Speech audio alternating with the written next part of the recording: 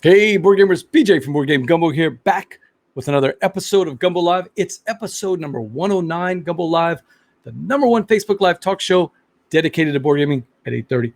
Our special guest tonight, Jeremy Howard's coming in from Man vs. Meeple. Let's check in and see what he's doing right now. Actually, he's still out there. He's demoing a game called Tales of Barbaria. You might remember Julie Ahern came on. And so when he finishes that's up, he is going to join us. But we'll keep checking in on him. Board Game Gumbo is a proud member of Punchboard Media. Check out some of our other fine members like Things of No Interest. If you like painting, solo games, thematic games, and BGG, Board Game Geek history, check out Charles's blog. If you're into Marvel Champions, hey, right now, he's got a whole series of it. So check out Things of No Interest. Punchboard Media, where we all bring something to the table. Hit us up on social media, on Twitter, or on Facebook at Board Game Gumbo. We'll be looking for your questions in the chat. But I got my buddies here, Verla and Steve. Welcome into the show, man. Hey, guys. Hey. How you doing, BJ? I am doing fantastic. Good to see you, Verla.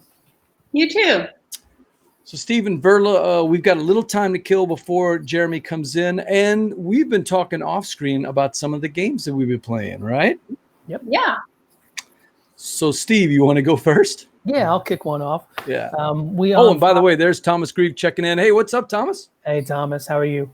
We played a couple of family games on Father's Day, including one that we got to the table for the first time called Belrati. Ooh, Belrati. This is a hard one to find, I think, in the U.S. It is very cool art. Steve, I saw a couple of different covers. I saw this one, the one that you own, and then I saw like a Spanish edition and a couple other editions, all with different and all with the same style of art. All with the same style, but I think they might do different art for the American or English version. I'm not sure. The way to describe this game, very light game. It probably comes across as like a mix of Mysterium, where you're having to guess what someone's intending, perhaps. Sure.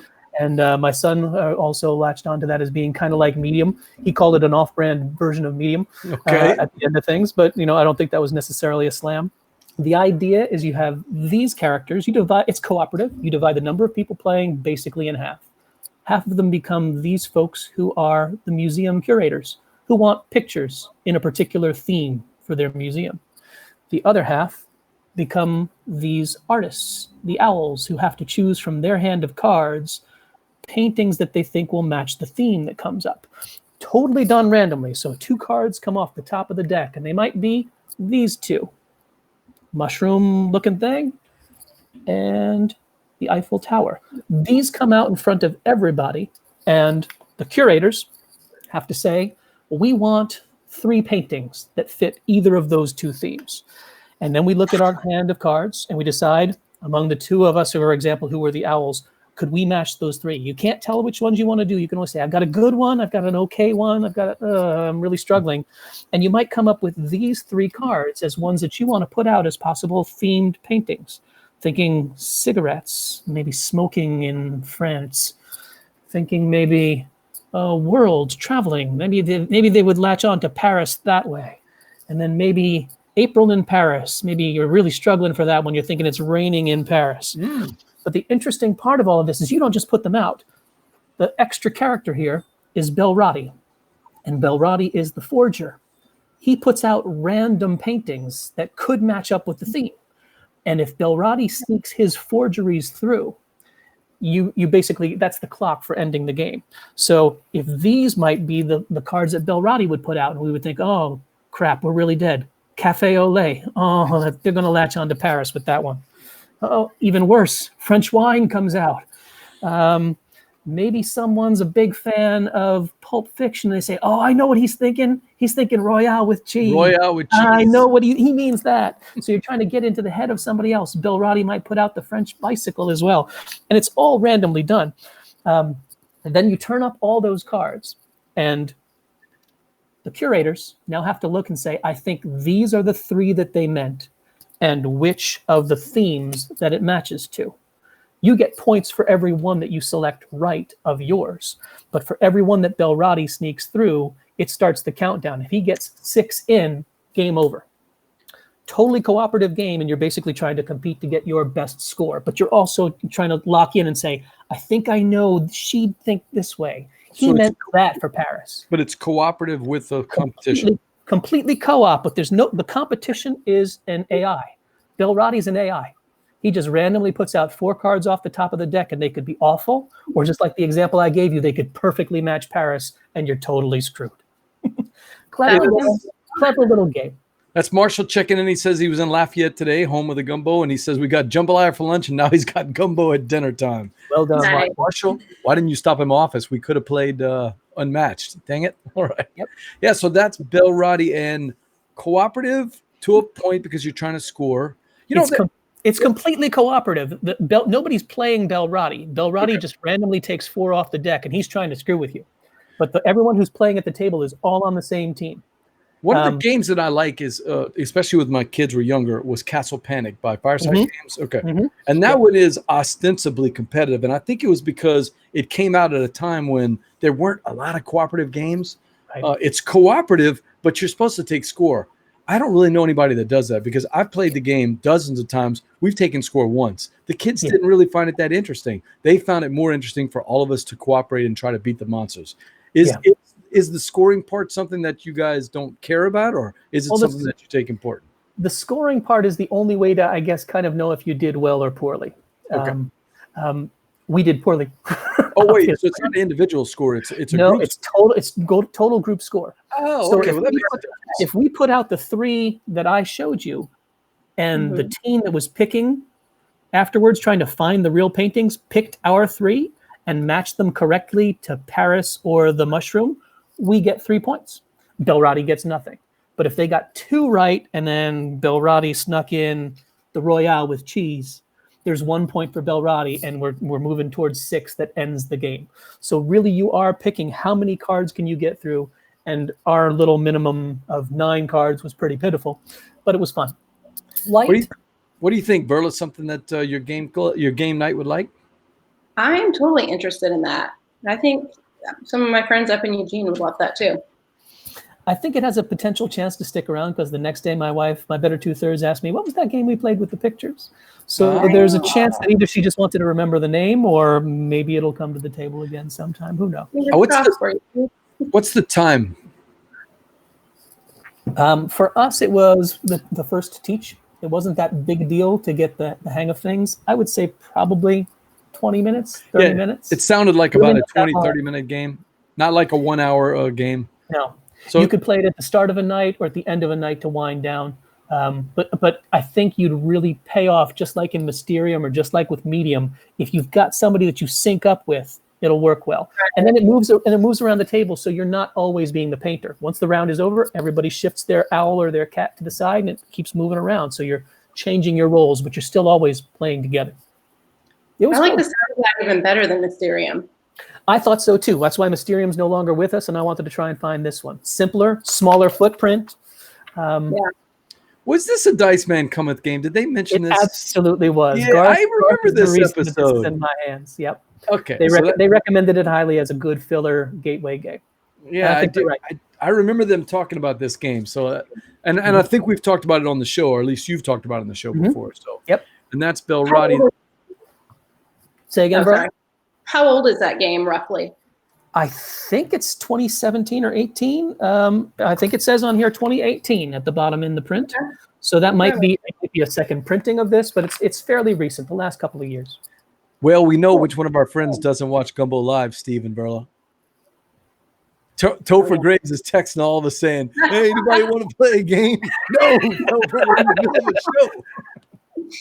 No, Belrati actually looks. I like little 20-minute games that are cooperative like that, where you're trying to accomplish something. That actually looks pretty cool. And I like the artwork. I hope they don't change it if they do a new edition, because I think it's pretty cute.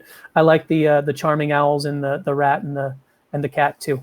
And it's got rats, right? And that's not something that you normally see. I mean, this is the thing, sort of like our friend Jeremy, who loves spiders with his spider game. So anytime I can get a picture of a bag of spiders on Gumbo Live, I'm gonna try to throw that in there. Yeah, so that is Bell Roddy. Designer is Michael Loth, Loth. And again, I had to come by it through trade. It was not something I was easily able to find. You might be able to find it in the German market, or hold off and see if there's going to be a reprint in the English edition. But I've been waiting on that for a year and figured I better go find it. Yeah, I remember Jambalaya talking about this game with you one day on Facebook, saying somebody at some point has to pick it up. If not, it's going to defeat Vassal's Law. Are you familiar with Vassal's Law, Verla? Absolutely. Steve, Vassal's Law? That is... Any game that has gone out of print that deserves to not be out of print will come back in print someday. If a game is good enough, somebody's going to print it, and he's not always right. Unfortunately, it's a law that is not completely accurate. A game like Bell Roddy, or Glory to Rome, fantastic game from what they tell me. You just can't find a copy anywhere because litigation and all this other stuff. So that is Bell Roddy. I'm excited about that. I liked it. BJ from Board Game Gumbo, I've got Verla and I've got Steve here. We're waiting on our friend Jeremy Howard to come in, still out there teaching his game. Verla, you got to play a game that I absolutely love. It's a game I got at Gen Con 2018, I think it was, and I ended up playing like a dozen times over the next year. And that's Coimbra. Tell us about it. Oh, I was playing that on Sunday, and I played it about a year ago with a group of friends at a local con. None of us brushed up on it ahead of time. Somebody just grabbed it off the table and was like, why don't we try this? And it was about 5.5 hours later. Oh, no. Yeah. So it was kind of relearning. It was just 2-player on Sunday with somebody that's more focused and read the rules in advance. And it was all kind of coming back to me. So, gosh, there's so much going on in this game, though. There's dice placement, and you're trying to obtain cards depending on the dice that you put down. Kind of see them pictures there in the different rows. You're trying to get, there's different people on your cards that have different powers. That might be in-game scoring, might be things on the spot. So you're trying to move up 4 different tracks of, what are they, money, victory points, coin money, and then shields that you buy the cards with. Then there's in the middle there, you've got all these little, I think it's monasteries that you're trying to travel around the board to. And if you land on one and put your disc on one, you get bonuses there. Sometimes they're one time, sometimes it might be a bonus that goes all the way around. There's also some voyages that you can try and fund in these cards that go on the bottom of the board. And so you're trying to do that. There's just a lot going on. I think there's like phases A through F, I want to say, or A through E for sure, that you go through. Isn't that one of the cool things about it? If you haven't played it in a while, if you just follow the steps on that player board, A through F, I think it is. F, yeah. It's a really helpful player board. Like sometimes they're just not that great, but that's a really good one. Tells you what's going on, and it's got your money tracked for your coin money and your shield money. Then all the cards. So I kind of got slaughtered, and my friend that I was playing with thought that I was going to slaughter him the whole game. He was just like, I don't even know why we keep going because you're going to crush me. And that did not happen. I ended up getting stomped in the end, but I still want to play it again. It's one of those where you just feel like, okay, I want to get better at this. There's so much going on, so much to take in, but if you keep doing it, it's just like, I know I'll get better. I know I can do better at this. Steve, have you played Coimbra yet? I have not played Coimbra. Would you say that? I mean, it looks beautiful, very vivid. The colors really pop. So gorgeous. Would you say that it feels like you're doing the things that it says in the game, or is it really kind of more athematic dice work that you're doing? So it's ostensibly thematic. It's supposed to be about the history of the city of Coimbra, and it's about the influence. You're not actually playing the king. You're actually playing minor nobles that are out there trying to develop the city by working with the church, working with the nobility, working with the king, which represented by the victory points. And I forget the other one is money, right? The purse. Yeah, I forget what it is. And those 4 tracks. That being, and it's beautiful. The art from Chris Quilliams is just amazing. I mean, in fact, it's. when I saw the cover and I saw the inside, I had to buy it. It's one of those games that just pops. And I did my research, of course, but I knew I was getting this game. So is it thematic? I mean, as thematic as these type of Euros are, you know what I mean? It's not really as thematic. Yes, you're supposedly investing in journeys, and there are cards that are played. Yes, you're moving around this board, and that's that center board that you see with all the lines and the colors. That's ostensibly the countryside with all the monasteries. And every time you visit one, right, Verla, you get these special bonuses, which could be like free money, free moves, or even in-game scoring at the end.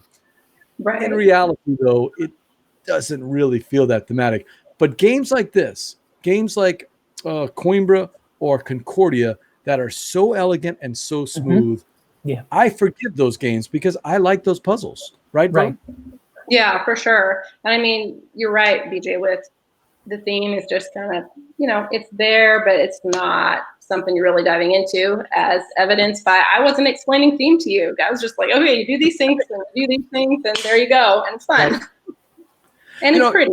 It's so pretty. But the traveling around the monasteries sort of reminded me a little bit of Orleans. The playing of the cards and collecting cards reminds you of a million different Euros. The maneuvering of the tracks feels very similar to it, like a Lorenzo. But in all honesty, the Italian designers that do these Eggertspiele games, I mean, to me, they just make fantastic Euros. If you've seen the pictures for Alma Mater that Mike Young has been posting up on Facebook, if you haven't seen them yet, what's that? I said I saw a few of those. That looks great. I mean, you look at the pictures and immediately you go, Chris Quilliams art, the Italian, I forget what they call themselves, the little Italian design group, a cool theme. In other words, Coimbra has a cool theme. It just doesn't come across when you're playing it. But I like that. I mean, look, I got into an argument with somebody, I'm not going to name them, but they were like, oh, the pictures and the colors and the paper doesn't really matter. It's all about the engine and the mechanic. No, if this game didn't have all that beautiful art, didn't have that cool monastery track that you're going around visiting, if it was just a poster board where you saw tracks moving up and you move little dice around, you're not going to sell me on that game, and I probably won't ever play it, Not at all. Yeah, for a game like this, I don't need theme to involve me if the game does a good job of involving me. And it does. The theme can help. The theme can sometimes help, or it can sometimes hurt if it really feels totally mismatched, like it's fake, like it's not real. If it's at least doing a good enough job putting some gloss on these lovely mechanics, then great. Play away. Rare appearance from our friend Nick Elkins. What's up, Nick? He says Coimbra is a beautiful game and a fun puzzle. Exactly. If you want my perfect Euro, it's beautifully looking and a great puzzle. And to me, that's why Coimbra, was such a good one. So That's Thomas well has said. a question. He's recently won a copy of, I think it's pronounced Junta. I always forget how to pronounce it. I've heard him talk about it on podcasts. Has anyone played it? It looks like Delicious Trainwreck. I have not heard about it for many years. Anybody? No, but way to sell it, Thomas. Delicious Trainwreck. I mean, That'd be a cool tagline for a game, right? It's a delicious train wreck. Yeah. No idea.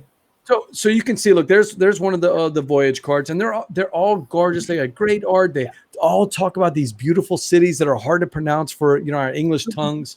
The dice are big and chunky, and the decision, Verla, to pick which dice you want, because the dice that you choose, not only does it relate to the strength according to the pips. In other words, I'm going to move first. If I pick that big number, I'm going to move ahead of everybody else. But that's also the cost. It's going to cost you. And then it's going to give you back stuff at the end of the turn, depending on the color that you use. So you're weighing and balancing all of those things. And then they throw one more twist. One of the areas is the opposite. It goes by lowest to biggest, and it doesn't cost you anything. Oh, it's like, wow, all these things thrown together. Hey, there's Chuck. Chuck, Chuck. You need to play with us. We play your style games on Friday nights. One of these days, Chuck, you're going to have to join with us and play. It'd be great. He's that close. He's that close to flipping. He's that close. I feel it. This game looks very interesting. Coimbra looks very interesting. So long as the game has tension, if it's got tension of choices, great. Sometimes you need the theme to give tension of, if that monster is going to do something. But if it's got tension of choices, beautiful. BJ, you have the expansion for it, right? I do. And you were kind of underwhelmed, if I recall. Yeah, I'll say it this way. It's an expansion. Okay. It is an expansion. So what it felt like, and this is, I think, is pretty common. I don't have any inside information, but what it felt like was an additional element of the game that somebody in development said, you don't really need. What it does is it has these cool little bells that go on the tracks. And I don't, pardon me, I don't remember the exact mechanics because we kind of played it and we were like, oh yeah. But if you get to the bells, it does something. There's some kind of little bonus if you can meet up with the bells. And it also has one extra set of dice. And again, those dice help you to move. If I remember right, help you to move the bells around or do something else. So, it's interesting, but not something that's necessary. When it comes to those kind of expansions, I kind of sit with Leon from the Dice Men Cometh that I like this game enough. Give me more of this game. Don't change this game. Give me more of this game. Expand the game. Don't all of a sudden make me think it's now a different game. There he is. Chuck says it's flippable. All right. All right. So that is Coimbra. Looks BJ good. from Board Game Gumbo. I've got Steve and Verla here, but one of you guys I'm going to have to send down to the green room, or maybe both of you, however you want to do that. If you guys want to work the chat room, I've got our buddy Jambalaya, Jeremy Howard coming in. So let me send him down. Okay, good. I'll send you down. Oh, you leaving, Verla? Okay. Yeah, that's fine. Okay. I was going to suggest you stay. You want to?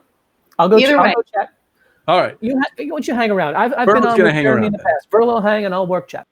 All right. Okay. So let me knock this down here and let me bring in there he is, the man, the myth, the legend. It's Jeremy Howard. What's up? Jeremy. How you doing? Jeremy, let me get this right. You just finished a 2-hour stream and now you're jumping on Gumbo Live. He is the man. He's the man, Verla. We try, man. All right. So for the two people in Tanzania who haven't yet met Jeremy Howard, give us the quick elevator pitch. And by the way, this is Verla, just in case you guys haven't met. How you doing, Verla? We've been on the show together before. Good evening. Yeah, we were on the show together a while back. My name's Jeremy Howard. I work with Man vs. Meeple. I do a variety of content, but mainly I do live streams, Kickstarter previews, and some reviews that are coming up as well. Visit a lot of podcasts and live shows, of course. Doing a lot of streaming on my own. So you see me around a lot if you're on social media a lot, or conventions, because I do go to a lot of them. But yeah, that's pretty much me in a nutshell. Love to have fun, love hanging out, and I definitely love coming here. One of the first shows that ever invited me on.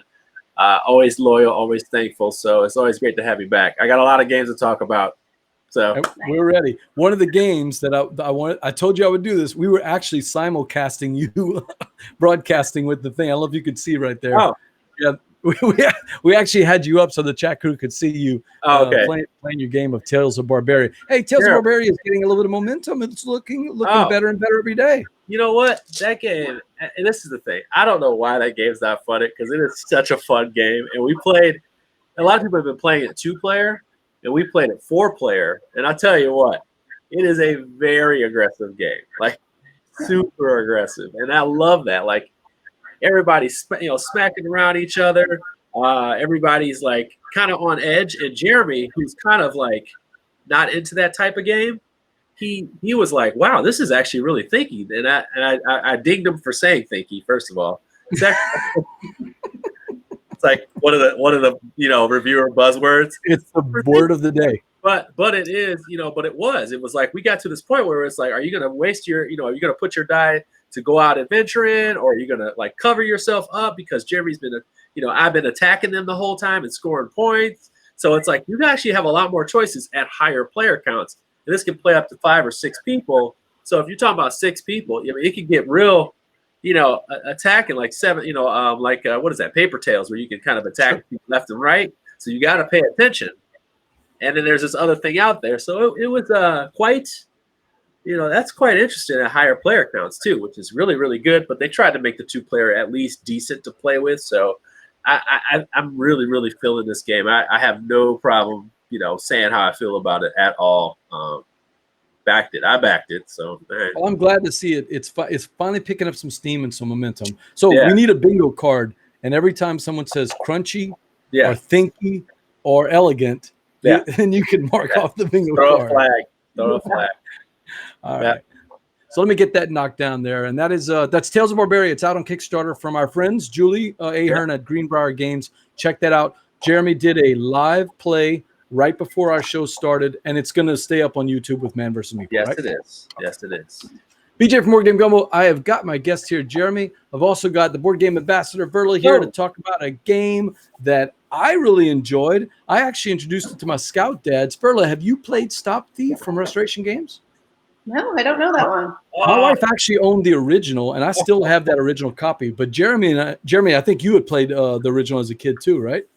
No, I didn't actually. Oh, I did not. I thought I may have, and then I just could not recollect anything like it. I just couldn't. Like, I couldn't recollect anything like it. So, no, I have not. Stop Thief, though. This is the new reimagined edition from Restoration Games. Oh, there he's got the board out. Nice. Yeah. Nice. So, yeah, you have this big old board, and you're looking for the thief. And there are, if you're playing cooperatively, which you can play competitive and cooperatively, there'll be 4 sections in this board. And you'll start out in the middle, and what you're doing is moving around these little spots here. And if you notice, there's numbers. Well, you can move between each little spot and then the number. So there's little gaps in here with little circles, and you have to move around there. But the criminals move between the numbers. So they just kind of skip spots. And Right. your idea is that you're trying to listen through the app. There's an app. You're trying to listen to the app to find out whether they're walking around. Did they break a window? Did they open a door? Are they on the street? Right. Are they on the street or are they in the subway? So you're trying to figure out where they are, but you know at least they're in one of these 4 spots, at least in the beginning. So what you're trying to do is deduce where they are, and sometimes you're just kind of guessing, but you also can get a hint, which you can do as well. But what you do is you actually get to one of the spots, and as long as you're adjacent to the spot, the number spot, then you can guess. And if you guess the right number, you catch them. But sometimes they commit crimes. All right. So sometimes when they commit crimes, that's a dead giveaway because there's actually spots that show the crime spots.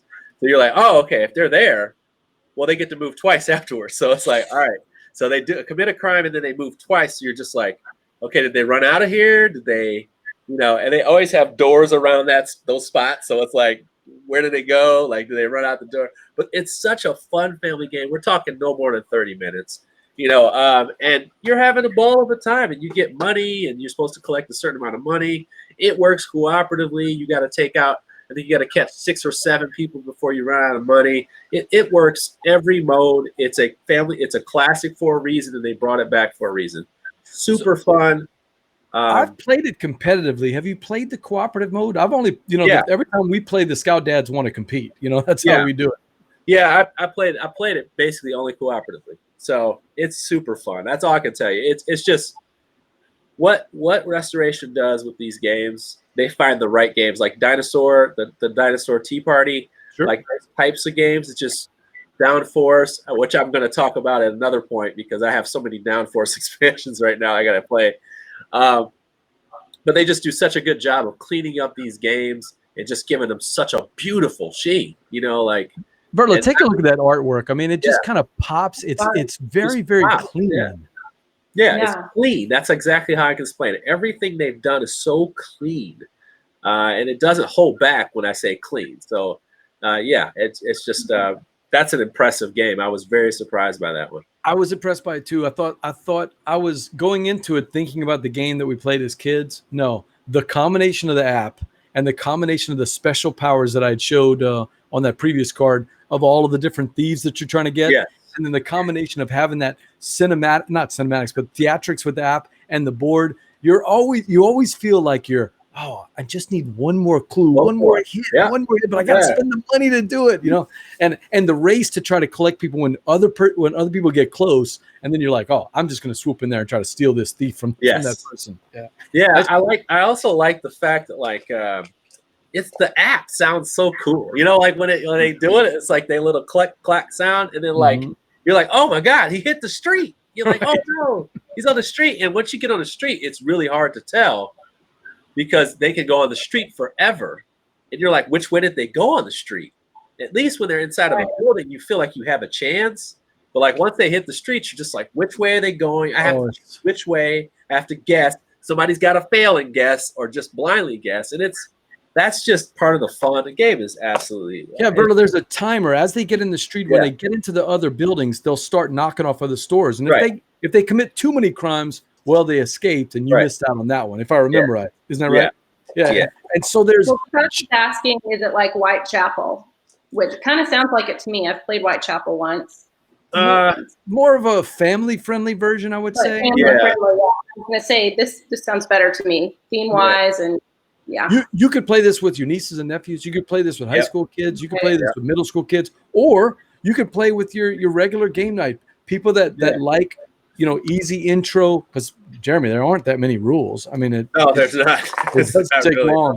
It doesn't take long to teach it. And I don't know if you played it with it, Jeremy. Each of the investigators has that little special power, which I think is fun. So, Yeah. so That's the only way to play with it. thing. Each one of the guys, each one of the people in the game has their own kind of special deck in a sense. Like it's very subtle. Like they have their own abilities, but they all have different numbers in their deck. So one may have big moves, but their ability is not that good. Whereas another one may have like take a second move and like 2 fast cards. So they have that. I was like, oh, that wasn't even needed, and it's still fun. Like it's just like, I don't know, like that game's just fun. That's all I can explain it. It's just it prioritizes fun. What you'll find with me, I love like heavy games, but like I prioritize fun.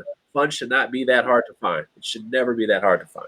Well, some fellow podcasters in there, Jordan and Dean, they're checking out, and both of you guys are right. Restoration Games, whenever they have a new product, it might not be something I pick up, but I'm absolutely going to check it out. Right, Jeremy? Yeah. They have earned my trust now. They're on the list of companies that I'm going to take a look at. Yep. They haven't failed me yet. So they haven't failed me yet. BJ from Game Gumbo, I've got my guest here, Jeremy Howard from Man vs. Meeple. We're talking some of the spicy hot games that he has played. Oh, look, there's Topher checking in. Topher. We saw you cheating on us, Topher. You want to play a game. Yeah. But hey, Jeremy's got a game called Miyabi by one of my favorite designers. Tell me about Miyabi. Beasley. Yeah. So I don't know. Oh, look at Verla's eyes, Jeremy. She got all excited. Yeah, I know. So Miyabi is basically you're grabbing tiles. You're gonna have stacks of different tiles. They're gonna have different colors on them, or different decorations on them, I should say, like this. And you're gonna have pagodas at the top, like here. There's 6 pagodas like this. What is it? 6? Yeah, 6. Yeah, and then you're gonna be placing tiles. So you see how those tiles are placed? You're gonna be taking a tile and placing it in one of the rows. One of the rows matching these icons right here. Okay, so you'll have like Tetris-like shapes and things like that. So, for example, where did I put those? Okay, so like this one right here, I would have to put it in anywhere in this row where this is right here. So I could put it anywhere in here, like that. But then in that column, I take off a pagoda, and I can't place in that column again. Okay, so there's like a little bit of trick to that. Okay, so then all of a sudden you start taking these pagodas out. You only have certain places that you can place. So you got the row and you got the column. Okay, so you would score the points according to how many of those icons are on it. Okay, so I would get 3 points for that. But now it's later on and crunchy at the same time, right? Jeremy. So later on in the game, you may end up putting things like this, and then like something like this, and then you put something on, let's say, on top of it. Like you kind of like maybe arc something like this, and it's on top of it now. All right, so like level 2 in a sense. Right. So it's level 2. 2 times 3 is 6, and you kind of keep so then you kind of keep that same sort of that number 9 vibe a little bit. Yeah. So like number 9. Yeah. Okay. It sort of plays out like that. So you're gonna also have a little bit of thinkiness as well as that. See, I said thinkies. Dang it. All right. Anyway. But puzzly. All right, so you're gonna have some puzzly stuff, puzzly elements going on there, and ultimately, what you're trying to do is get a combination of trying to make sure you can place all these columns, right? And placing all these columns as well, because you're going to start to lock yourself out of that. But then you're also trying to take advantage of the multipliers that are going on as you stack up. And if you get to like the 5th level, you get some extra points. Yeah, whoever has the most icons visible in those rows gets points.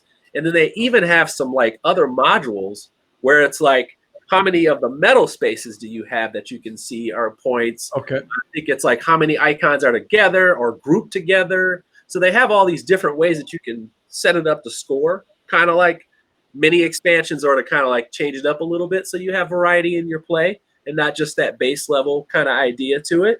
So it's almost like when you play Azul, you can play like the wide open side, or you can play like the with So it's got like that, but times 2 or 3. I So like that 3D element though, Jeremy. Yeah. I mean, it really seems like it'll just bounce off the table whenever you're looking at it. Yeah, I mean, like it's subtle. I mean, this game is not like. I'm not saying it's not beautiful. It's pretty to look at once you get it all laid out, and sometimes you may pull off something that looks really pretty. But I do like the 3D layers to it. This game doesn't blow me out of the water, but I mean, I really like it. I mean, how hard is it? How hard is it to teach? Not hard at all, because really after you teach level 1 and level 2 of something, like to kind of show you how it works, you're good to go. I think what happens is when people place and those pagodas come off, they get stuck and they go, "Oh, I can't place this way again." You're like, "Nope. Once you're lined up that way, that's gone." And you're like, "Oh." Like you'll have a couple of people who are like, "Oh." So that's the cool part. Of course, there's a little bit of hate draft in there and stuff, because it's certain tiles and things like that. Is that something that's interesting to you? Keysling and tile placement, yes. Yeah, very much. Yeah, I think it's another smart design. I mean, I like Michael Kiesling's stuff. Of course, there's bigger and better, but I definitely like this one. Who's the publisher? That's by Haba. Oh. Okay, so let me tell you something. Haba had a really good year last year, and I don't know if you guys remember when I was talking about Honda last year, which still don't know why people don't talk about that game. It's you can't find it. That's why you can't find it. You're right. But I want to play it. It looks great. Yeah, I can help you with a copy today. Oh, you do? You have a copy? I'm pretty sure there's a copy at my local game store.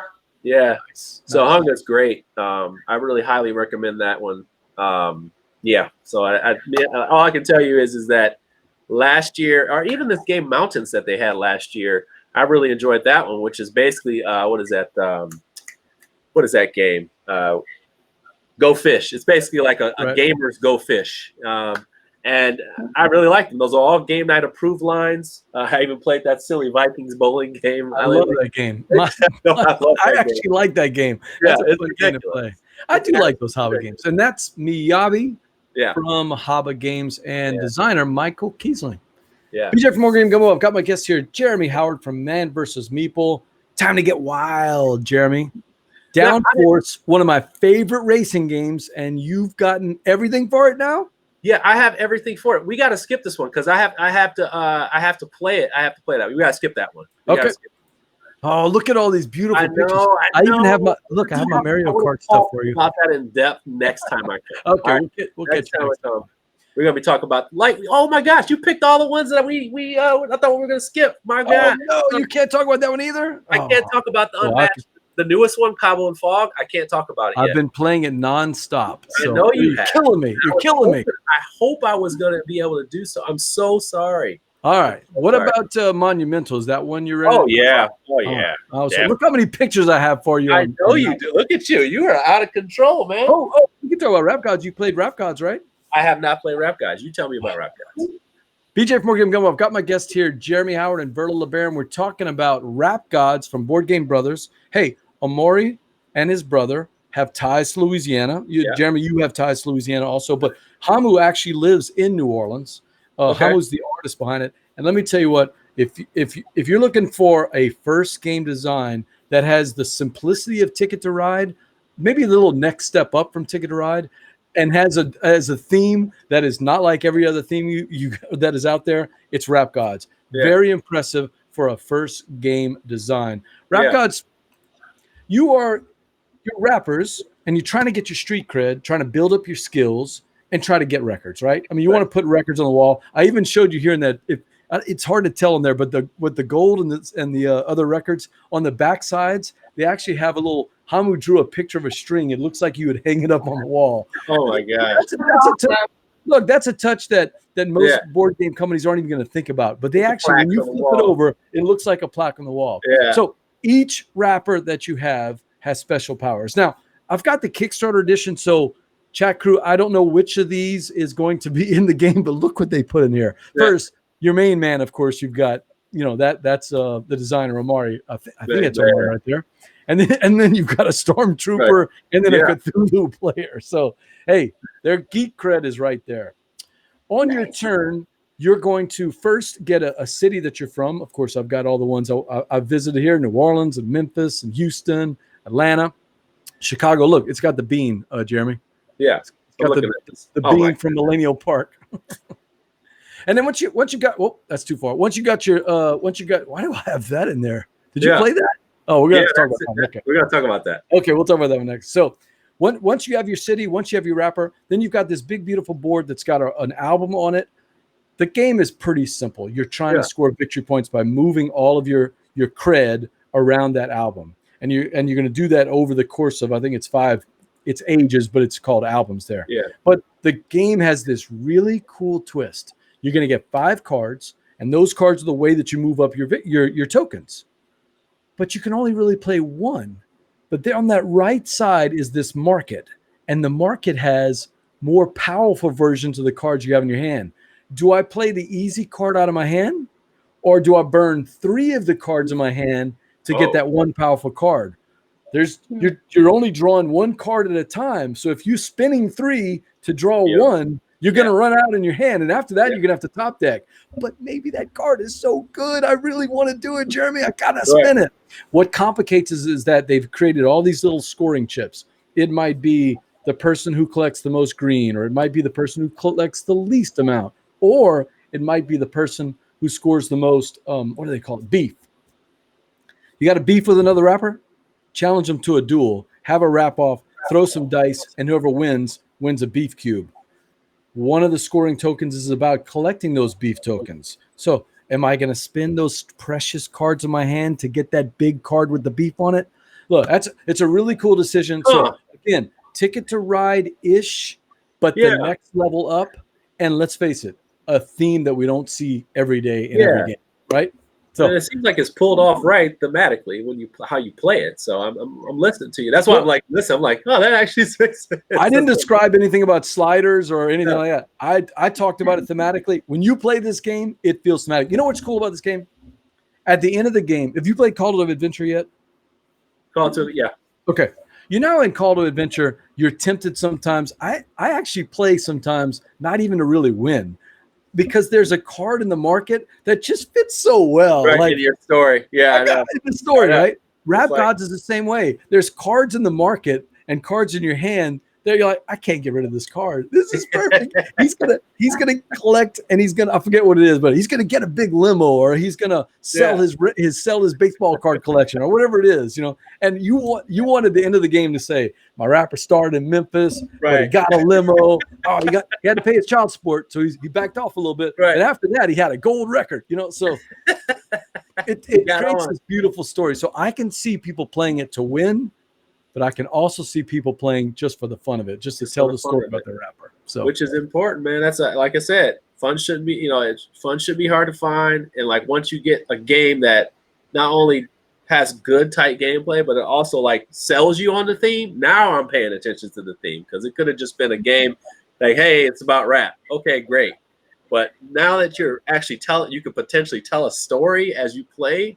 Like that's how you sell an experience. You know, it's a cool story. Hamuk told me at Southern Board Game Fest that when he started the design many years ago, it was just a trivia game about rappers. Well, you could get that at any mass market. Any bookstore could sell a game with trivia about rappers. Yeah. These guys took the spirit of rap music and made a game out of it, right? Yeah.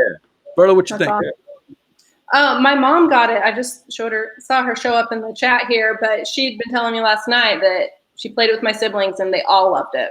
Hey, Kelly said she played it and she loved it. Hey, I will play her copy next time I go visit and check it out. It sounds awesome. Now look, the board is pretty busy, and I said in my little Rudat when I published it yesterday, the board is a little busy. When you look at it, you might be thinking, "Oh wow, this is Coimbra. It's got stuff all over the place." Yeah. No, it's not that simple. So don't be let down if it isn't that complicated. Go into the game thinking this is more like Call to Adventure. I'm gonna be playing cards. I'm gonna try to tell the story. I'm gonna have the opportunity to have a good time while I'm playing the game. Let's face it. You play a game like Coimbra, there's a lot of silence, right, Verla? There's a lot of silence. Everybody's mathing things out. No, man, play Rap Gods and have a good time and make board gaming a social activity. So that is my review. BJ from Board Game Gumbo. I've got my guest Jeremy Howard, and he put this on the list. Yeah, I'm trusting you, Jeremy, on this one. All right. Minecraft. Look, Verla, he does this to me every time. He throws like a curveball, and usually you sell me on it. Jeremy, I'm going to give you a chance to sell me on Minecraft Magnetic Travel Puzzle. All right, dude. Hey, these reps, they contact me, and I'm like, all right, dude, I'll try it. And yeah, this one right here, gold. Okay, so Think Fun does like a whole bunch of these like puzzly type, like 40 puzzle games or whatever. Now they have one right now. They have two of them right now. They have cat crimes and dog crimes. Really cool. You're sitting around like you have all these big cat and dog standees around a table, and they have like different like icons and stuff in front of them, and then you're trying to figure out like who did the crime by deduction. So there's that one. So they sent me both of those. Those are great. They're fun. I have pictures on my social media. Great. This one right here totally blew me out of the water. So what happens is it's a magnetic board, and you get, let me see here. You get the magnetic pieces, right? And you get a puzzle. Okay, you get puzzles on this board that are by color identifiers, so you can see the colors on there. And what you do is, and I'll show you the first puzzle. So what you do is you take a look at those items, and then you kind of figure out what's missing. Okay, so for example, these are pretty self-explanatory because they're all there, but whatever's left over has to be a gray and a turquoise. Very, very, very easy. Okay. Then you have things like this. I'm just going to kind of go through the progression of the first like 5 puzzles. So like this one right here, it's going to tell you, hey, how like all these right here are turquoise. So of course this what's the name? The body armor will be turquoise, and then this one down here, the gold armor will go here, and then this one down here, since the bottom row is not yellow, not turquoise, it's going to be gray. So this armor down here is going to be gray. So you kind of keep doing that. And these go on a magnetic board, so you can kind of move them around or toss them on. Well, not like that, but toss them on there and whatnot. But here they go. I'm going to show you how crazy they get. Just turning the page. All of a sudden, now you have different styles of puzzles. Ooh. Yeah. So, yeah, it doesn't get real cute, Barry. It gets a little not so cute after like a couple turns. Then we get very abstract after that. So we start to get into these very abstract puzzles. And I mean, look at this one. Look at this page right here. This is absolutely ridiculous. Okay, so they get tougher and tougher. Sort of like, what's that game that you told me about? The one with the knights, and I ended up getting a review copy of it, where you slide all the people around. Slide Quest. You know that one, Slide Quest? Maybe it was Slide Quest. We had that one where you roll like that kind of thing. Yeah, exactly. You move around. So yeah. The puzzles keep getting harder and harder as you play through. Mm-hmm. So there's like 40 puzzles. I will tell you right now, like this is like it. You know what it is? You could play like a kid can play this on their own, but they would need help. Yeah, Dean from Meeple Town wants to know: can an 8-year-old who loves Minecraft play it? But yes, I think yes. But you would play it with them. So you would play it with them to kind of Sherpa them through the first couple puzzles, because they will get the first 3 puzzles maybe, right? But then when they start seeing a little bit of that abstracted, they may start to turn off and turn off a little bit, because even some that are like blank and then this color right here, they may not even get the middle part right there. You see what I'm saying? Okay. Like there's a middle part right here. This is turquoise. This is all swords. They may not understand that. But then once you get it to understand that, you're like, oh, like that thing. And it's like, hey, the turquoise sword is gone. So now the other 2 turquoises are somewhere else. So it's like, you got to have someone that'll talk you through that process, almost like a teacher would. So this is, and you can even just do the first 10 puzzles if they get good at it. You guys work together. I did this on a live stream, and we just played, and like I had people in the chat, and we just discussed it over the chat. So like there was not even people like us talking like this. There was people in the chat. We were just like, trying it together, and I put the camera real close so everybody can see, and we were figuring out. We did the first 10 puzzles together. So I think this is a really, really solid game. Of course, I don't think adults are going to get around the table and play this, but I definitely think You know, for family gamers, definitely, especially if it's just you and your daughter or you and your son, you know, or maybe two, you know, just kind of like something to work through things together. And the fact that it's Minecraft is attractive, nice big chunky pieces. It's also magnetic, which is always fun because I love slapping magnetic things and stuff. And yeah, I don't know. It's Minecraft version of Quadrillions. What's that? A Minecraft version of Quadrillions. I don't know what that one is. But yeah, me neither. I've seen Chuck post about it. You know, Dean didn't post, but I know what he's thinking. Is it better than Yahtzee though? I mean, Yahtzee is part of everything, right? You know, come on, man. Sorry, Dean, I had to do that to you. Dean Loves Yahtzee. So this is Minecraft magnetic travel puzzle. There okay. You go. Minecraft travel puzzle. I have not, honestly, Verla, he does this to me every time. He brings up a game I honestly have never heard of this game before you mentioned it. So well, it just came out. It's going to come out. It just came out. Okay. So well, maybe that's definitely find that. Every local game store has an area with Think Fun games in it. Sure. So if you're ever looking for something and you go like, hey, what was that Think Fun game? Just tell them, do you have the Minecraft puzzle game that was by Think Fun? And I'm sure that they'll probably have this one sticking out because it's Minecraft and it's probably easy sales. And it's only, I think it might be $15. Who knows? But that's worth it, man.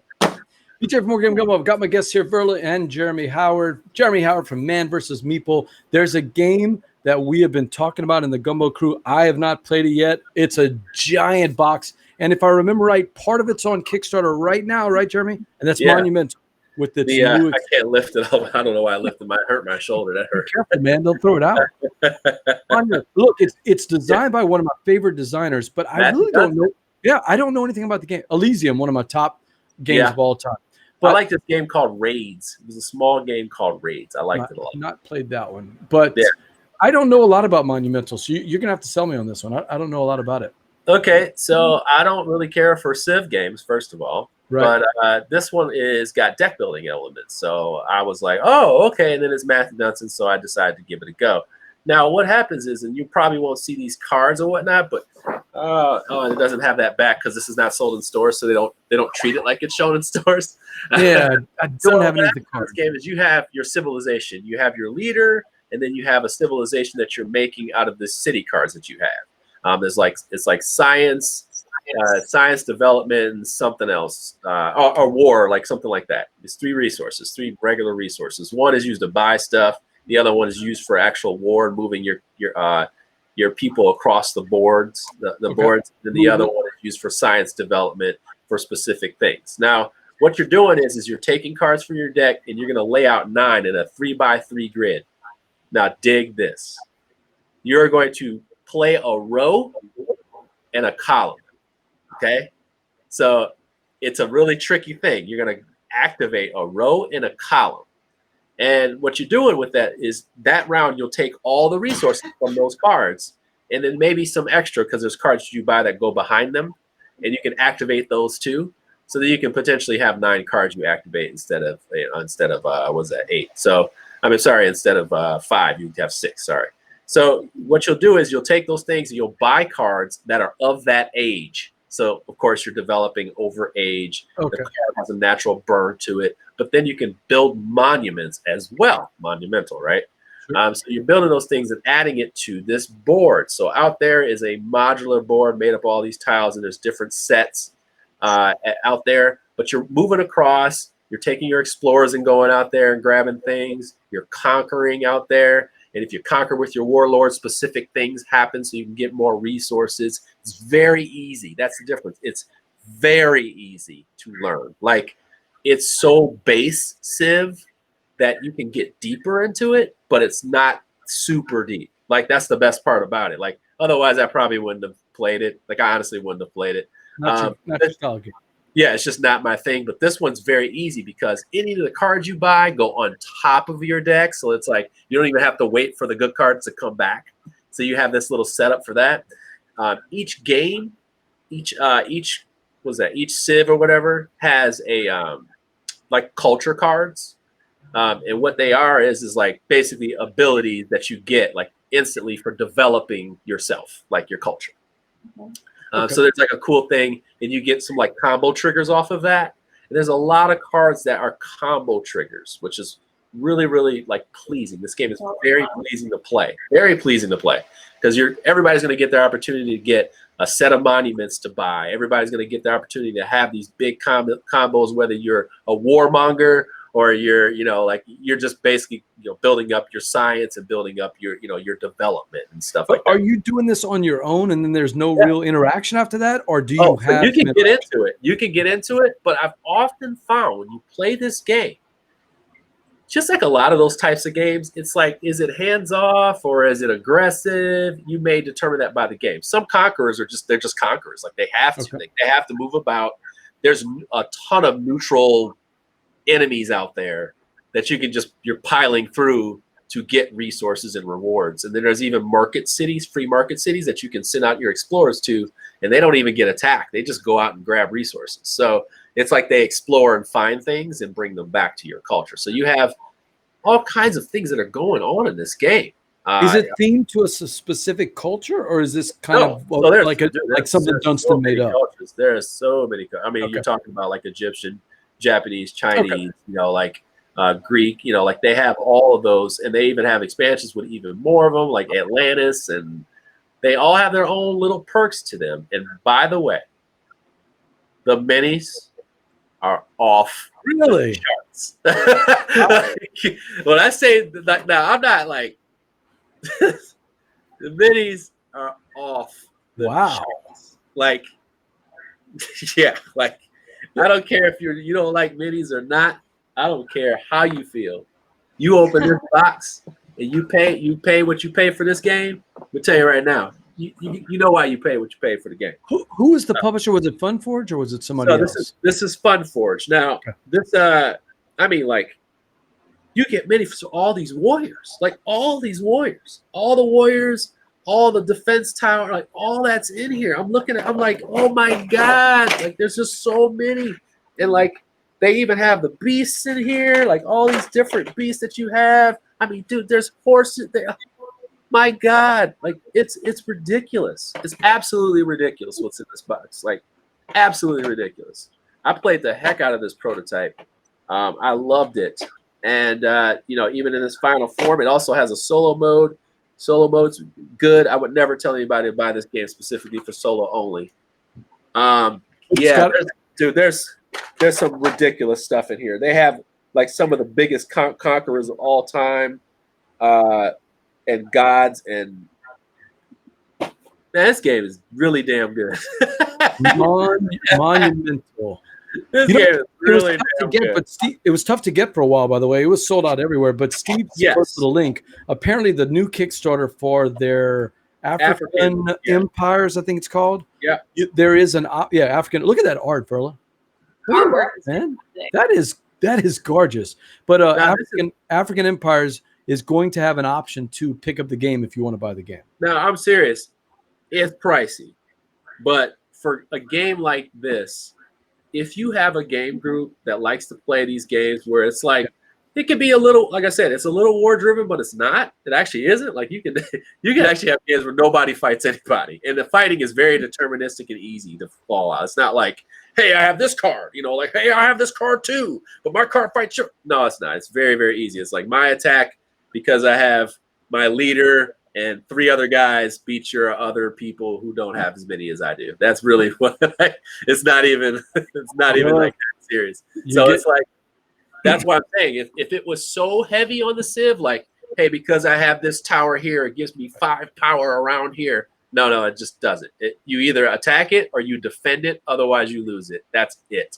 So you sold Meeple Town just on the minis talk, man. I mean, it's pretty impressive there, huh? Oh, I mean, whew.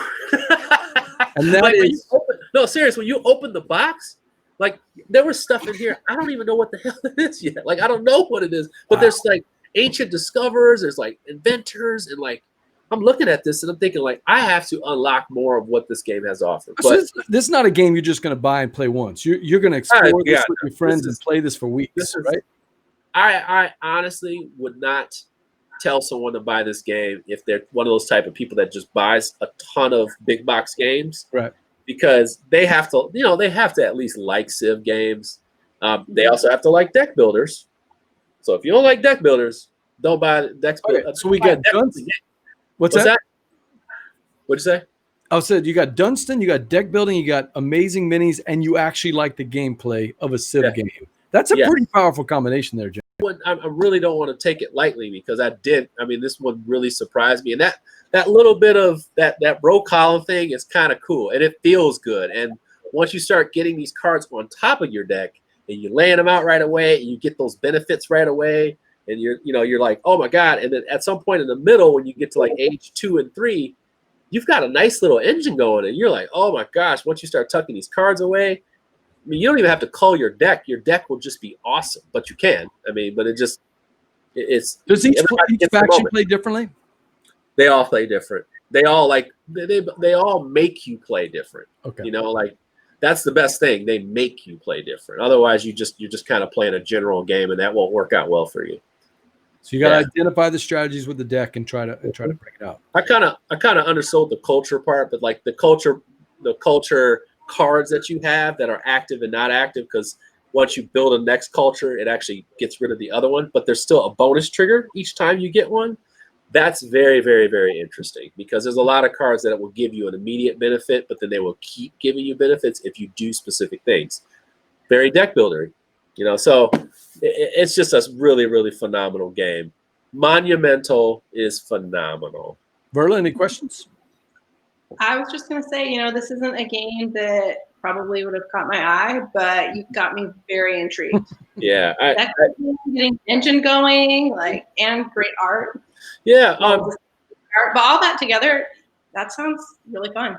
And it's a tough sell for people who are like not into Civ. I get it. So, I mean, I totally understand that. But for like Jeremy, the other Jeremy on MBM, he loves Civ so much that maybe this was maybe too light for him in a sense.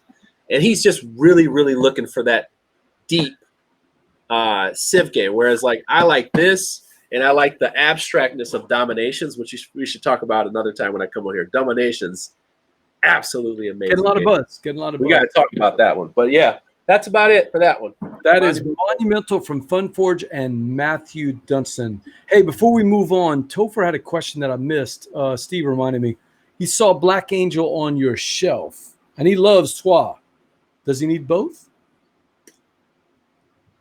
What you think, Jeremy? Not an instant answer. Yeah, I know Jordan, man. He's really selling that Monumental hard, man. Jordan from the going, by the way. I don't know, man. I'm kind of on Black Angel. I'm kind of. I was actually going to give it away for my giveaway. I was going to send it to somebody. So I don't know, man. I'm going to give it one more shot. Topher, there might be a game out there. There might be a game out there. You could just talk to Jeremy off the screen. Yeah, you never know, man. You might be able to pull it away from me. Dean, this is the one show. If you're limited on your budget on the month, this is the one show. Don't do it. Yeah, I try to tell people don't do it. I know I oversell, but I'm sorry. If I like what I like, if I don't like it, I'll tell you. He will absolutely play. Shadow Kings of Valeria. You ready to talk about that one, or you want to skip that one? Yes. I'm actually having it on my table. I'm working on a preview for it right now. Yeah. This is a very, very, very interesting game. Now, this one is designed by my friend Stan Kodonsky. He lives where I'm at. He's a friend of mine. That's from Impresario. Rurik Dodakiev. Old West Impresario. Yeah. So, and Old West Impresario. Okay, let me just slide this board out over here. Before Game Gumbo, I've got Jeremy Howard and Verla here, and we're talking Shadow Kingdoms of Valeria. Okay, so Shadow Kingdoms of Valeria is a dice game. So it's a little bit of a dice game, actually. It's a worker placement game where you'd be placing workers all around this board right here. So you'd be placing workers all around this board. You're basically like a warmonger trying to score the most points. All right. So what you're doing is you're trying to get these battle cards, and battle cards have specific dice conditions on them, whether they are like, hey, get this die with this color on it, which is really just a die with this color on it, 2 brown and a green, that kind of thing like that. And you're also going to try to do a little set collection with this little icon right here on the bottom. So there's a couple things you need to pay attention to.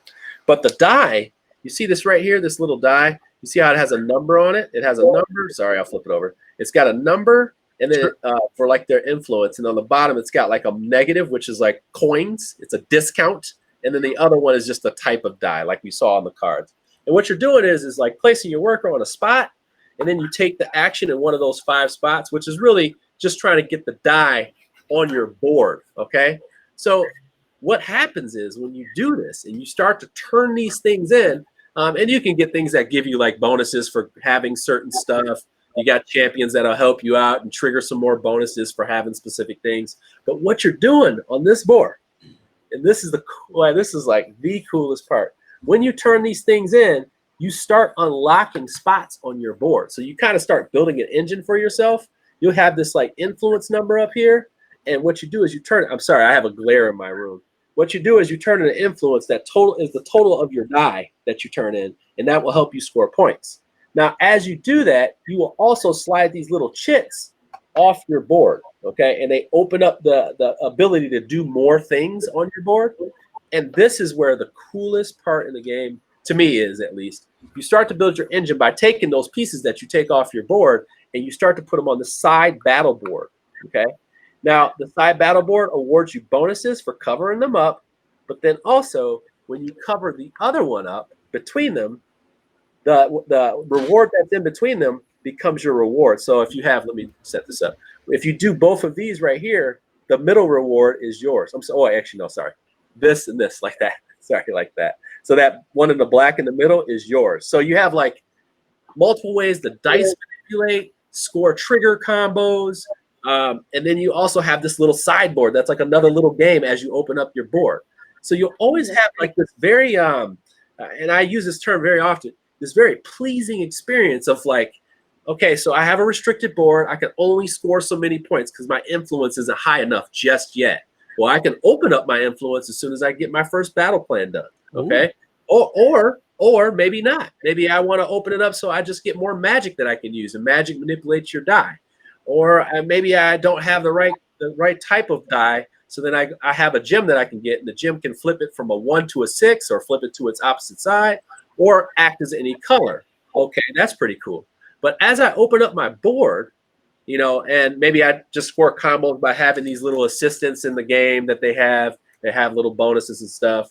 But when I start taking these things off, I start putting it on this sideboard, and I can score for cards that I already have. I can score for having a certain amount of battle points. And when I'm doing that, I'm paying attention to how I cover these up so I can get these bonuses at the same time. More bonuses, more bonuses, more bonuses. That's kind of a hallmark of Stan's designs. He loves all these multiple options and bringing up all these bonuses. I'm seeing a pattern here, you know? So the thing with Stan, and I know that what Stan is all about, he's about being overpowered and having powerful turns. He always kind of says that all the time, like powerful turns. You should always feel super powered, like you're getting something out of it. And he doesn't like dead turns. When you play against him, he immediately chases the engine of the game. Like he does not waste that. Like he goes towards big turns even early in his game. So when I watch him play like lockup, like I watch how he builds these short engines and they open it up real quick for him. And I've, you know, like now that I've learned that, I really focus on that when I play his games, and it just works. You know, even in Rurik it works. Like there's a way that you can be aggressive or not aggressive and still, you know, get ahead in that game. And I honestly, I think this is going to be another hit. So, Verla, what you think? Any questions? Don't have any. So it's not out yet? This one hits Kickstarter next week, Tuesday. Oh, wow. Okay. Yeah. Next Tuesday, So the pictures that I'm showing, this is the art and everything that Miko stuff. Yeah, Miko art. Is this the Miko? Really? Yeah, it's Miko. Yeah. Interesting. Yeah. Miko does all their art though. Oh, so this is coming from Final Frontier? No, this is from Daily Magic. He does all their art. He does Daily Magic. Okay. Yeah, he does all of it. Margraves of Valeria running through my hands at work recently. All of Valeria. Yeah, so this is going to take a while. I'd say about an hour and a half, probably depending on the player count and people how they know the game. But yeah, I'm really excited about this. I played the solo mode several times live because it is an easy one to get to the table and play. Yeah, it's just a smart design, man. Like it's smart. Smart. Not quite a lunchtime game, just a little bit longer. No. Longer than a lunchtime game. Yeah. Looks like you've got the Sauron over there. What's that? But it looks like you've got the Eye of Sauron on the board there. Yeah, I know. It does. It does look like the Eye of Sauron. Yeah, they got some pretty nasty looking guys on here. It is very I like it. It's just got a dark theme look to it. But ultimately it's not like it's here, I'll tell you a little story about this game. Do you guess what the theme of this game was? Old West? Nope. Oh. Chefs. Oh. It was a dice chef game. Dice chefs. Yeah, it was about chefs. It's kind of fun. It's really fun. So the sideboard would have been kind of the ingredients or recipes? Yeah, like orders and stuff. Yeah, like it was like a conveyor belt. I can see that. Yeah. Conveyor belt. He took the conveyor belt thing out of it with the dice changing, but I can still see some of the remnants of that game. But yeah. There's some people in the chat crew that would love that kind of game. Chuck, our friend Chuck would have loved that game for sure. Yeah. And that is Shadow Kingdoms of Valeria. Shadow Kingdoms of Valeria from Stan and coming out from Daily Magic Games. Daily Magic Games, yeah. BJ from Board Game Gumbo. I've got my guest Jeremy Howard. I've got Verla here, and I've also got our friend, the name father, Steve O'Rourke, coming in. Well, Jeremy. Hey, Jeremy, how you doing? How you doing? It's time we settle this, Jeremy. We've had litigation going between me and you off air. I hate to spill dirty laundry here. We've had litigation for a year as to who will own the rightful ownership of Jambalaya. That's right. Let's do it. I asked Steven to be a neutral party. He's created a game. Winner take all. Winner take all. Winner take all. Go. All right. This is so serious, by the way. This is so serious. It just got real. It got real. It got real. You see a smile on this face here? No, this is real here. We're gonna duke it out. Who really owns Jambalaya? Is it Jambalaya Plays Games or the gang that started the Jambalaya game many years ago? So it's time to settle this. Yeah, right. BJ says he's going to play the game seriously until he starts playing the game, and then it's all bets are off. No, I got a beef. We're gonna throw down right now, man. Coming back to beef. All right. Well, here's beef out here. Really, man. Here's the setup for you. This game, I take pride in names. This one's not mine. This one is totally my daughter's name. She came up with this one, and we're calling it Mumbo Gumbo. Here's the deal. Mumbo Gumbo. Names, I was thinking jumble, like you're mixing up words, but jambalaya, but hey, that was just going to get another lawsuit. So here we go. We're trying to settle the lawsuit here. Out of court. I would immediately have asked for your fax number right away. I'm here to stir the pot. No, the setup of this is I'm going to take names of board games, and I'm going to preserve the letters in each word, rearrange them so that you'll get a jumbled version of the board game. And I'll post them in host chat for you all to see first. BJ will then copy it and post it so that everybody can see it scrolling across the screen. I'll say it out loud for everybody to see too. And it's going to be a race. Who can unscramble it first? I got a couple of these for you. And if you get stuck on some, I've got clues for you as well. So let's start off with, I'll show the sample one. BJ, I'm posting it in the chat now. And you can take it. I know this one because we tested the software. Oh, I cut it down a little bit. I'm changing this one. I'll give you a new sample this time, one that you haven't seen before either. Ooh, okay. Here we go. All right. So see how this goes. Your jumble here, or your mumbo gumbo, would be the word pawnings. Turn that into the name of a board game. Pawnings. And you've got clues if we get stuck, right? I got clues if you're stuck, and I'll try to watch the public chat too to see if they beat you to it. Wingspan. Verla takes it. Wingspan. And if you can rearrange those, Verla has settled nothing. Verla is not playing Team BJ. Verla's going to Your Honor. You asked her on. We thought it was a great idea. She's going to win and take the right to Jambalaya. I love that. What is this sheer mockery?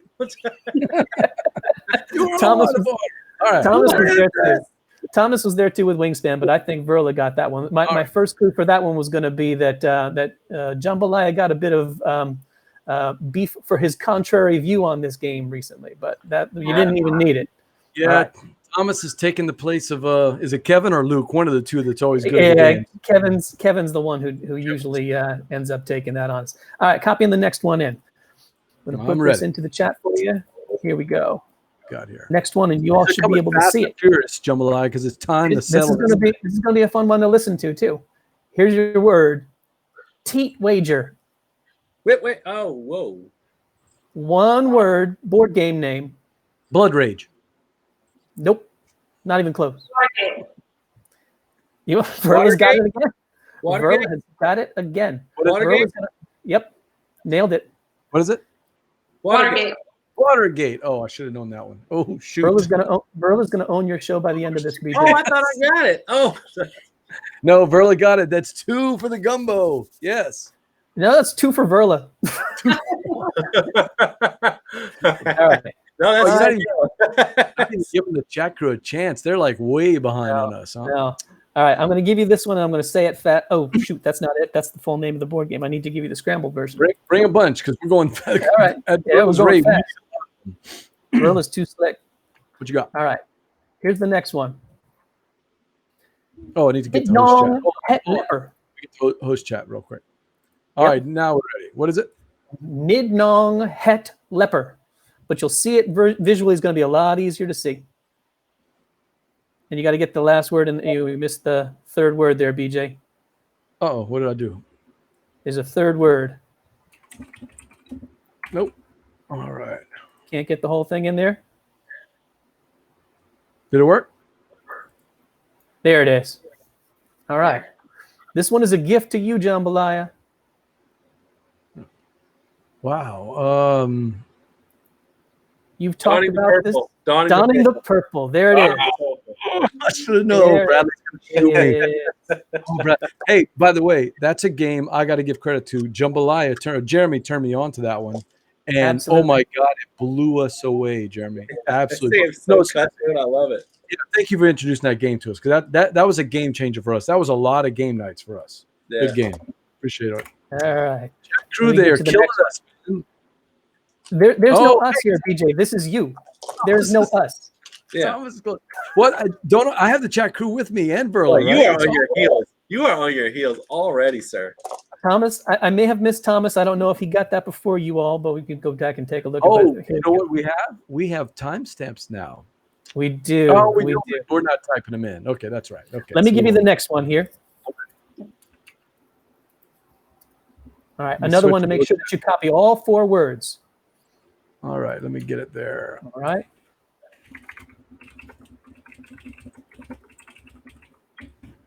You should be able to copy and paste it. I missed the letter. Hold on. Oh, yeah, I can just copy and paste. Huh? Copy and paste it just in case. Is it in there yet? Because I got it. It's It's Stacy's mom. no. If you typed it over, that's an L, not an I. It's Het Stackles of Dungberry. And Verla has it already. It's my favorite game. It's my number one game. The You better Castles say it of first. Castles of Burgundy. Oh, you didn't say it. You told him. I'm She too said fired. it's her favorite game, so I guessed it. Oh, Totally but I said it. Oh, missed, I I can't missed that copy one. and paste, so all I'm gonna right. have to do typing. Yeah, But I'm it's going to call that one a tie. this is It's gonna better be though. If I miss a letter, Jeremy I just can't wanna- get him. I can True. see Jeremy going. There's no L in what BJ No, typed. Yeah. you got- That's Stacy's what I said. Castlesburg. I'm like, wait, no, it's not Castlesburg because Stacy's a burger. What is that? no. Stacy's mom does not have it going on, BJ. You didn't get that right. Stacy. All right. Why is there an I there? Yeah, that's what I said. Because he typed it wrong. Okay. All right. All right. Copy and paste this one, BJ. I can't. Here's the It won't next one. let me copy and paste. It won't let you copy and paste. All right. We might have to work the bugs out for the next version of this. You might be able to get this one in if you copy. Oh, yeah, I see what you're doing. It doesn't let you copy it in. Oh, that's a pain. All right, I could just put it. I could just put it in public chat if you want to see. Yes. Nessidi Solo Vein. Hmm. Me villainous. I'm you really know. bad at this game. We have Verla's game. Really bad at this game. DJ, would it be really bad to ask a lawyer to draw up his own papers to Yeah, transfer yeah. ownership of his gumbo to someone else? I may have to do that. We may. Yeah, Jeremy, I think you're losing Jambalaya, and so am I. I think we're both going to not be able to use that name anymore. All right, let's try this one. instead. Verla is kicking our Verla butt. is on it. Here's the next got one. Got another one for you. One word. All right, here we go. Damp nice.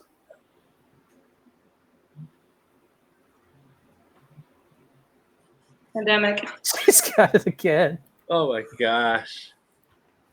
Oh my gosh. Jeremy, we were so bad at this game.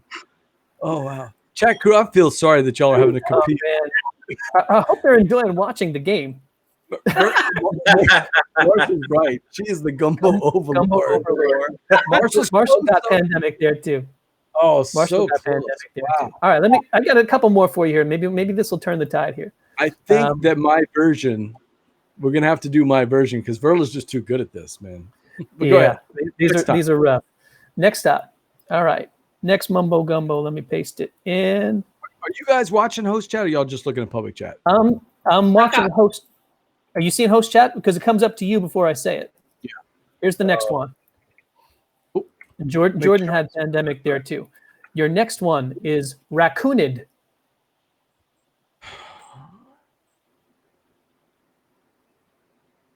Raccoon Tycoon? No, I mean Nope. One word board game name. Verla has it. Say it fast. Embarrass him.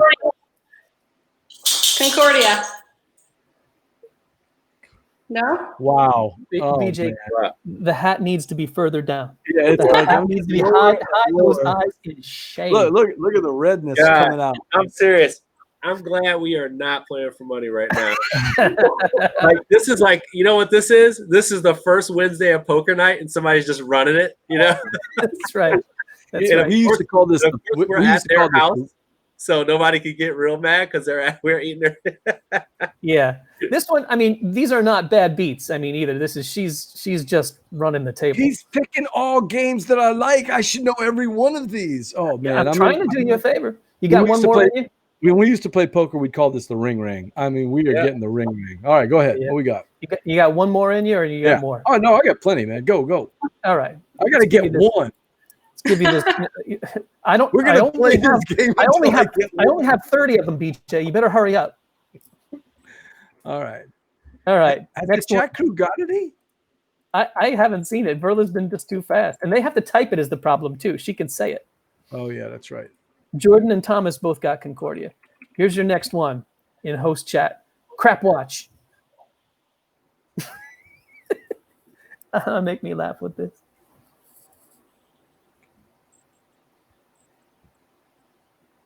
Patchwork? Yeah, Jeremy has got it.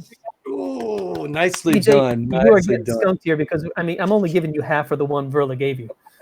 I did get that one though. I did get that one. I don't even like the game. I caught it. Patchwork, you got it. I couldn't get past the word crotch, so I just got stuck. There you go. Yeah, you have to be careful about that. Yeah, I just got stuck. Oh man. Let me see. I'll give you one more. Hey, let me tell you, Thomas is doing well tonight, man. Thomas is getting it. Although Jordan got him on that previous one with Concordia, so I'll give him that. It's hard for them to have to type it though, too. I can appreciate that. Here's your next one in host chat. And I'll say it out loud for them to start thinking about it. Pank Raber. Barron Park. BJ got that one. Nicely done. Hey, Stephanie, Barron Park. I played that with her. I hadn't played in a long time, and I played with her at BGG. And have you played the expansion to that? No, I've never even seen it in the wild. Well, yes. Well, it's such short supply. So if you ever see it, just buy it. Just snap it up. Like you won't see it again. Like even when they restocked it, I had to wait. And I had to like reserve a copy because she was like, we got a restock and it was like 3 copies. So wow. Yeah. Does it add a lot to the game? That's the one with the monorails? Yeah, it does add a lot to the game. It adds Grizzlies, right? Yeah, it adds a lot to the game. So buy it. Okay, so I always throw these up on YouTube. I'm just going to leave this comment the rest of the game so that people that are just scrolling through will think, wow, man, BJ's just killing it. No. Thank you, Jordan. Yeah, no. All right, I got one more for you. Next one. For the chat to hear. Boogers. Bruges.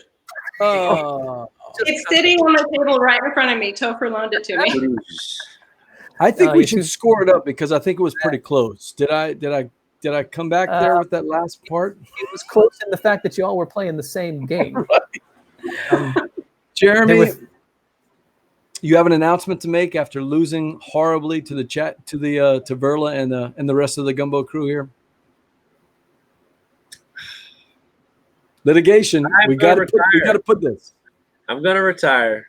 I'm Right. gonna relinquish my rights. Oh, To Thank you, to Verla. Verla and the Gumbo crew. Yep. wow. It's been a long road. It's been a long road for a greater force than this game. In all seriousness, This silly Billy game. Okay? But I will allow it. But I didn't go out without a fight at least twice during this entire show. Right. At least twice. You fought hard and bravely. Hard. And I'm hoping that once this does get posted to like YouTube, or it shows a video or at least a still picture of it, that all 4 of our pictures with boogers right along the bottom is no, that or prep.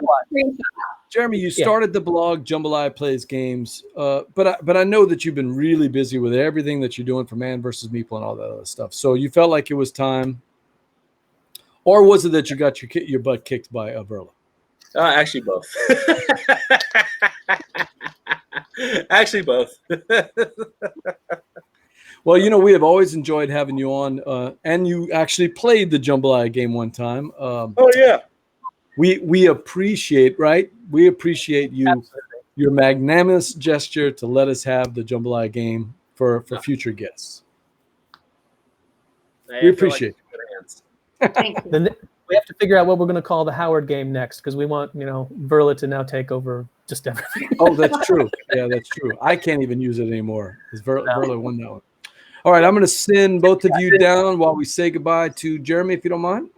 Chat to you guys afterwards. All right, let me see that. That was fun, Jeremy. That was good.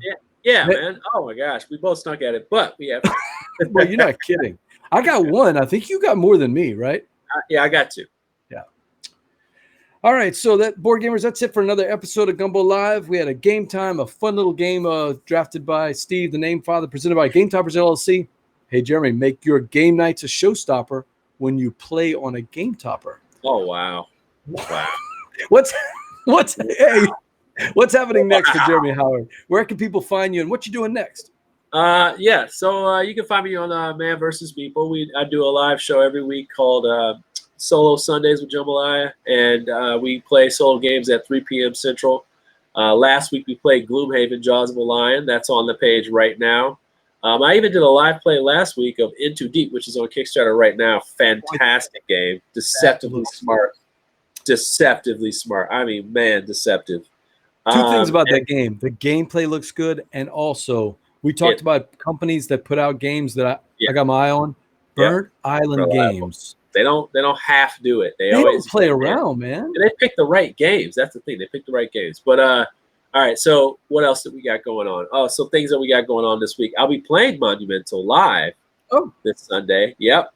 And I'll be playing the solo mode. And then I'll be also playing Role Player Adventures. So, yeah. So we ran out of time. We didn't get to talk about Role Player Adventures. I just got my copy in today. So hopefully we're going to get some plays in it. It looks fantastic. So I'm excited about it. You haven't played it yet, or you have? Yes, I have. I actually played it with the team. Well, let's get you back on the show, and then and we'll talk about it another time. Okay. I'm BJ from Game Gumbo, and until next time, Jeremy, no longer Jambalaya. Jeremy, laissez le bon temps rouler. Yeah.